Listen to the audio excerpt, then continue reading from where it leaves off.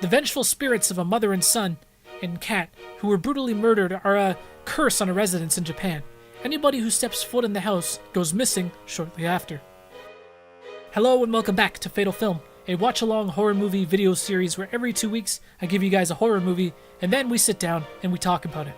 This week we watched the 2002 Japanese horror film Ju-on, The Grudge. When it comes to Japanese horror films, there's usually two movies that immediately come to mind. The Ring, which we've already covered on Fatal Film, and The Grudge, which we're covering now. And eventually, these two worlds will collide and we'll watch Sadako vs. Kayako. But first, let's talk about Ju-on, The Grudge. So the movie starts off with a social worker, Rika, who goes and checks in on this old lady who apparently lives on her own. Except she's not on her own. The house she's living in is home to a couple of spirits, mother and son, Kayako and Toshio. And these ghosts, they're almost like a curse because even once you leave the house, these spirits, they basically latch on to you. Once you've encountered them, they'll follow you and you'll see them even outside of the residence. And they'll spook you and eventually they'll kill you. Rika is just but one of many characters who become cursed by the house. There's no real main character in this film. But rather, the movie is more like an anthology of sorts, but all revolving around stories involving the house. And also a lot of the narratives, they're intertwining. We learn more about the old lady at the house, her son and his wife who were taking care of her, their sister, a former detective who was investigating the house before, and his daughter. So this movie doesn't really have a main character. If anything, the ghosts, the spirits themselves, are the main characters, Kayako and Toshio. We learn early on in the film that Kayako was killed by her husband in a fit of rage because she was actually having an affair. And this is how the curse was born. I feel like a lot of the movie is almost based around these moments, these scares where Kayako claims another victim. And then the narrative just kind of services these moments to get the characters in place for whatever kind of gag the filmmakers could come up with. And don't get me wrong, some of the scares and death scenes are pretty unique.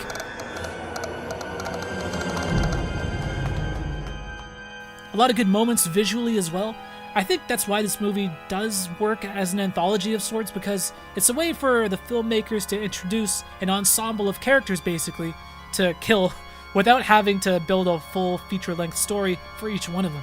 And that does help the film in some ways. It keeps the pacing, keeps things kind of moving. You get a healthy dose of Kayako and Toshio, pretty consistently throughout the film because of this. And while I think this approach does work on some level, at the same time I also think it's a little bit of a weakness, because in terms of plot and story and character development, you're not really going to find much in terms of substance. But at the same time, I don't think the plot's really the main focal point of this film. I'm kind of flip-flopping on this a little bit.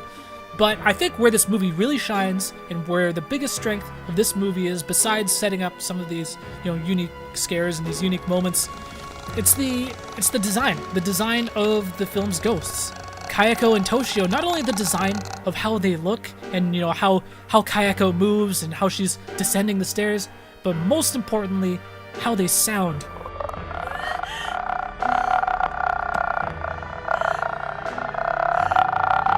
And how Kayako especially sounds, that kind of clicky, throaty sound that she makes, that is really the unique thing about her that separates her from other, Japanese ghost girls. It's a creepy-ass noise. It sends shivers up your spine. It's all in the details, that one little thing, just the noise that she makes. It's really what this movie is almost best known for. Like me, I can't make that noise with my throat, but if somebody else does that, I know immediately what film they're referencing.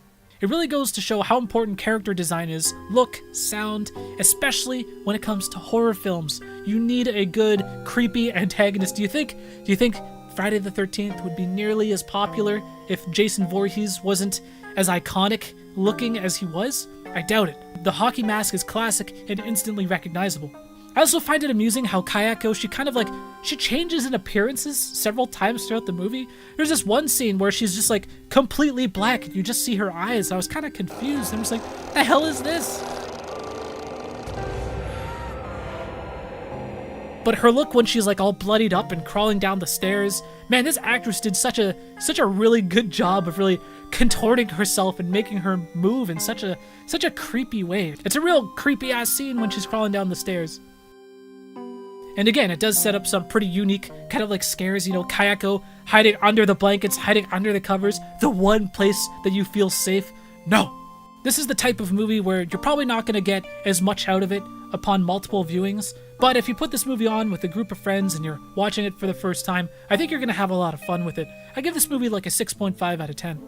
Anyways, that is going to be it for my review of Ju-on, The Grudge. Let me know, of course, what you guys thought about the film.